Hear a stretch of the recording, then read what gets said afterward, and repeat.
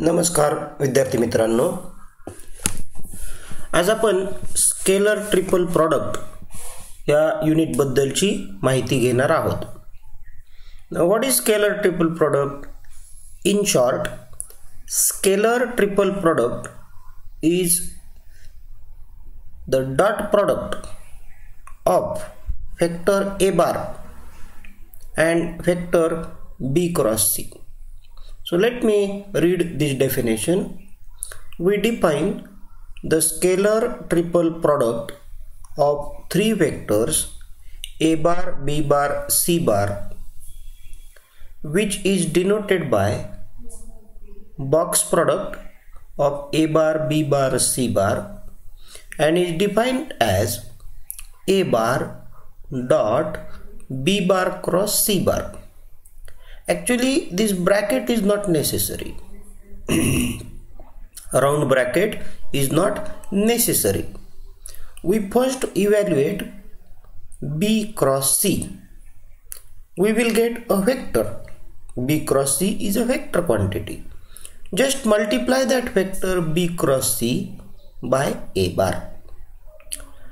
Now let us obtain Cartesian formula for the scalar triple product.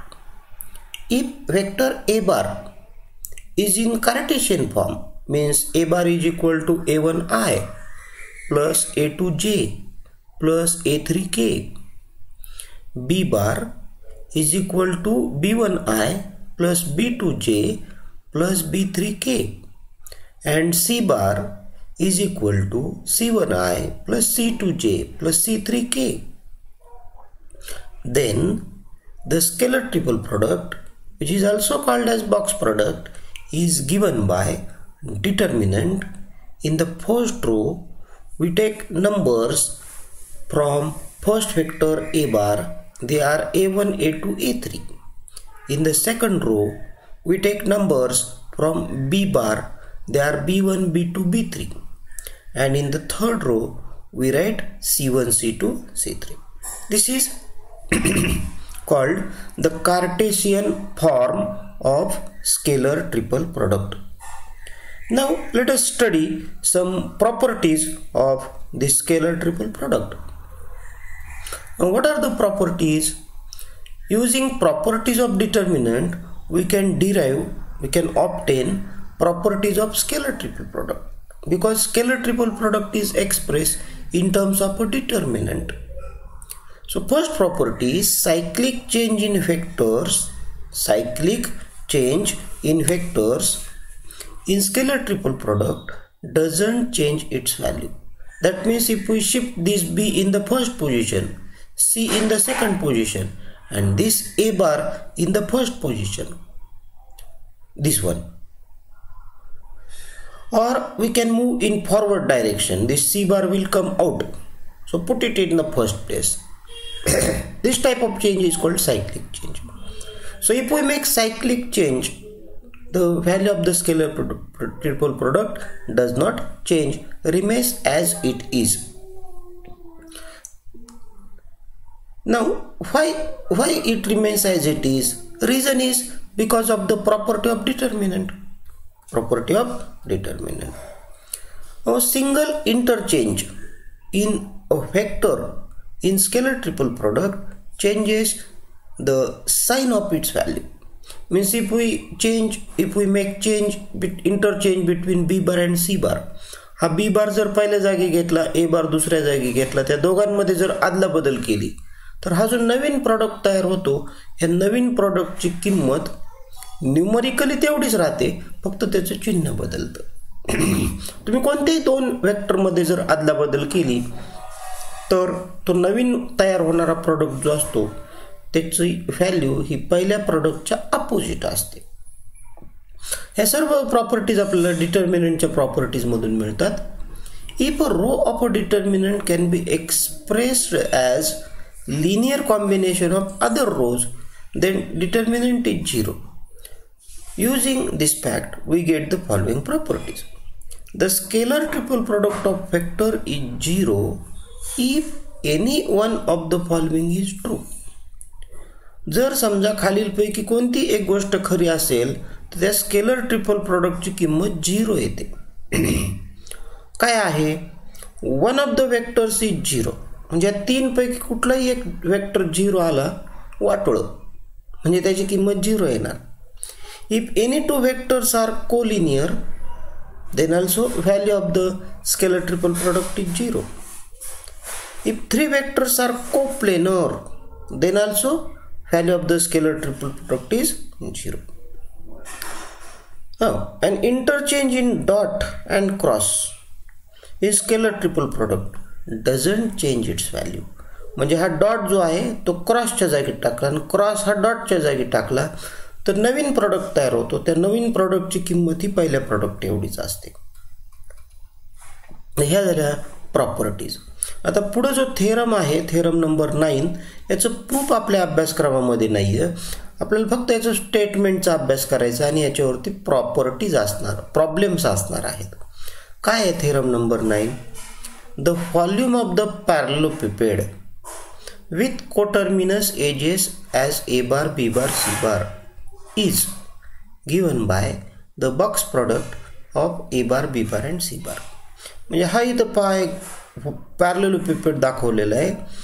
त्याची एक as a बारने represent केली, दुसरी बी बारने, तिसरी सी बारने. ह्या एजेस कोटर्मिनस आहेत, म्हणजे एका पॉईंटमधून त्या वेक्टर्स सुरू झालेले आहेत. त्या एजेस ज्या आहेत त्या एजेस एके ठिकाणी मिळतात, एक कॉमन पॉईंट आहे त्यांना. अशा ह्या एजेसने रिप्रेझेंट केलेले वेक्टर जर ए बार बी बार सी बार असतील तर तो जो बॉक्स आहे, तो जो पॅरलेलोपिपेड आहे, त्या पॅरलेलोपिपेडचं व्हॉल्यूम हे स्केलर ट्रिपल प्रॉडक्टने आपल्याला मिळवता येतं. आपण याच्यावरचे प्रॉब्लेम पाहणार आहोत. याचं प्रूफ अभ्यासक्रमात नाही, आपल्याकडे वेळ कमी असल्यामुळं. दुसरं आहे the volume of the tetrahedron, volume of the tetrahedron with coterminous edges a bar, b bar and c bar is 1/6 of this box product. हा आता जो आपण बॉक्स प्रोडक्ट बघितला त्या बॉक्स प्रोडक्टने पॅरलेलोपिपेडचं व्हॉल्यूम मिळतं आणि ह्या पॅरलेलोपिपेड पासून, एका पॅरलेलोपिपेड पासून 6 टेट्राहेड्रन मिळवता येतात. तर ह्या एका टेट्राहेड्रनचं व्हॉल्यूम जे आहे ते 1/6 असतं त्या बॉक्स प्रोडक्टच्या. आपण याच्यावरची सुद्धा प्रॉब्लेम पुढे जाऊन पाहूयात. तर थेरॉटिकल पार्ट हा आपला सगळं सांगून झालेला आहे. आता फक्त राहिले ते प्रॉब्लेम आहेत ह्या चॅप्टरमधले. इथे एक वेक्टर ट्रिपल प्रॉडक्टचा कन्सेप्ट आहे. जसं आपण स्केलर ट्रिपल प्रॉडक्ट पाहिला तसा वेक्टर ट्रिपल प्रॉडक्ट पण असतो. म्हणजे पहिल्यांदा 2 वेक्टरचा वेक्टर प्रॉडक्ट घेतात आणि जो वेक्टर तयार होईल त्याचा ए बार बरोबर परत वेक्टर प्रॉडक्टच घ्यायचा. आपण इथे स्केलर प्रॉडक्ट घ्यायचो, तो स्केलर ट्रिपल प्रॉडक्ट होता, हा वेक्टर ट्रिपल प्रॉडक्ट असतो. आपल्याकडे वेळ कमी असल्यामुळं बोर्डाने हा वेक्टर ट्रिपल प्रॉडक्ट सुद्धा ह्या वर्षापुरता कमी केलेला आहे. तेव्हा आता आपण आपल्या प्रॉब्लेमकडे वळूयात. हा पहिला प्रॉब्लेम आहे, find the volume of the parallelepiped determine by vectors a bar b bar and c bar. हे 3 वेक्टर दिलेले आहेत, ए बार बी बार सी बार. त्यांच्यापासून तयार झालेला जो पॅरलेलोपिपेड आहे त्याचं व्हॉल्यूम काढा म्हणतात. तर व्हॉल्यूम काढण्यासाठी आपल्याकडे रिझल्ट आहे की त्यांचा स्केलर ट्रिपल प्रॉडक्ट म्हणजेच व्हॉल्यूम असतो. मग स्केलर ट्रिपल प्रॉडक्ट लिहिण्याकरता पहिला जो वेक्टर आहे त्यातले कोइफिशियंट 1 2 3 हे इथं पहिल्या रो मध्ये आले 1 2 3. दुसऱ्या वेक्टर मधले जे कोइफिशियंट आहेत -1 1 2 ते इथं लिहिलेले आहेत -1 1 2. आणि तिसऱ्या वेक्टर मधले कोइफिशियंट 2 1 4 हे तिसऱ्या रो मध्ये लिहिले. तो डिटर्मिनंट इव्हॅल्युएट केला, जे उत्तर येईल ते याचं व्हॉल्यूम असतं. हा इव्हॅल्युएट केलं, त्याचं आन्सर 9 आलं. हा कदाचित तुमचा आन्सर -9 येऊ शकतं, साईन काढून टाकायचं, कारण व्हॉल्यूम कधी निगेटिव्ह असणार नाही. डिटर्मिनंटची व्हॅल्यू निगेटिव्ह येऊ शकते. तर ह्या पॅरलेलोपिपेडचं व्हॉल्यूम आहे 9 क्युबिक युनिट्स. तर दुसरा एक पॅरलेलोपिपेड दिला आहे, त्याच्या एजेस आहेत I + J, J + K, I + J + K. पाहूया. तर त्याच्यातून कोइफिशियंट घेतले 1 1 0.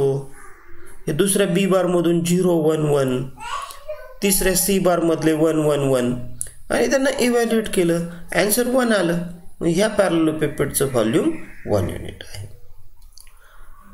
Find the scalar triple product UVW and verify that vectors u v w are coplanar. 3 vector दिलेले आहेत, त्यांना नावं दिलेली आहेत u v w. त्यांचा स्केलर ट्रिपल प्रोडक्ट काढायचा आहे. हा स्केलर ट्रिपल प्रोडक्ट इथं वर्कआउट केला आहे, त्याची व्हॅल्यू 0 आली. स्केलर ट्रिपल प्रोडक्ट ची व्हॅल्यू 0 आली म्हणजे त्या पॅरलेलोपिपेडचं व्हॉल्यूम 0 झालं, म्हणजे त्याला हाईटच नाही. हाईट नाही म्हणजेच ते 3 वेक्टर कोप्लेनर आहेत. So this is the most simple way, or I will say this is the simplest of among all the ways, all the methods for proving vectors to be coplanar. Vectors coplanar आहेत हे दाखवण्याकरता हा सर्वात सोपा मार्ग आहे, सगळ्यात सोपी method आहे. त्यांचा स्केलर ट्रिपल प्रोडक्ट घ्यायचा डिटर्मिनंटच्या माध्यमातून आणि तो स्केलर ट्रिपल प्रोडक्ट 0 येतो हे दाखवायचं. तर अशा पद्धतीने तुम्ही हे कोप्लेनॅरिटी सिद्ध करू शकता वेक्टरची. हा एक प्रॉब्लेम आहे. Find vector which is orthogonal to vector 3i plus 2j plus 6k and coplanar with the vectors these two vectors. कसा मिळवायचा बरं हा? त्याकरता आपण काय करूया, हे vector a bar b bar c बार लिहून घेतलेले आहेत, त्यांचा वेक्टर ट्रिपल प्रोडक्ट काढलेला आहे. ह्या वेक्टर ट्रिपल प्रोडक्टच्या माध्यमातून आपल्याला असा वेक्टर मिळू शकतो. ह्या वर्षापुरता हा प्रॉब्लेम आपण स्किप करतोय कारण वेक्टर ट्रिपल प्रोडक्ट अभ्यासक्रमामध्ये नाही आहे. हा पुढचाही प्रॉब्लेम वेक्टर ट्रिपल प्रोडक्टचा असल्यामुळं आपण स्किप करूया. 5वाही प्रॉब्लेम वेक्टर ट्रिपल प्रोडक्टचाच आहे दुर्दैवाने. 6वा प्रोडक्ट आपल्या कक्षेमधला आहे.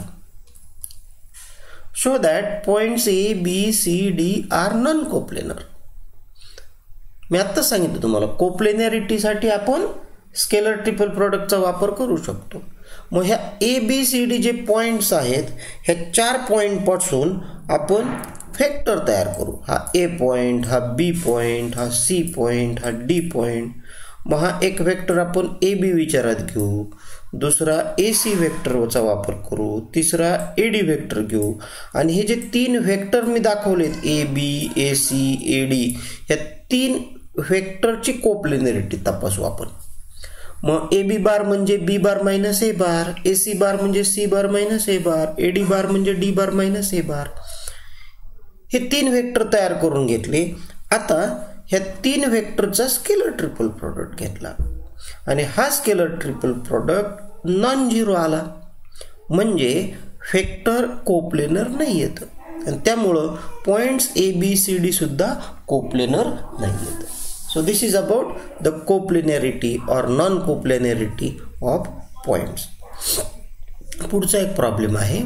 A bar b bar c bar are non coplanar vectors, then show that 4 points are coplanar.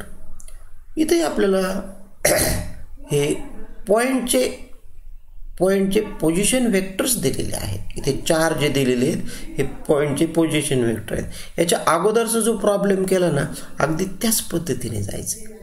म्हणजे इथं आपण यांना पी क्यू आर एस नावं दिले तर आपण P Q P R P S काढले, त्यांचा स्केलर ट्रिपल प्रोडक्ट घेतला, तो 0 आला, त्यामुळे ते वेक्टर्स कोप्लेनर होऊन गेले. तर कोप्लेनॅरिटी करता आपण हा वापरू शकतो. So this was the last problem in our textbook. Now there is exercise, miscellaneous exercise. You can solve problems from these exercises and practice it. Okay. तर हा चॅप्टर इथं संपतोय, त्यामुळे आजचं लेक्चर इथं थांबवतो. धन्यवाद.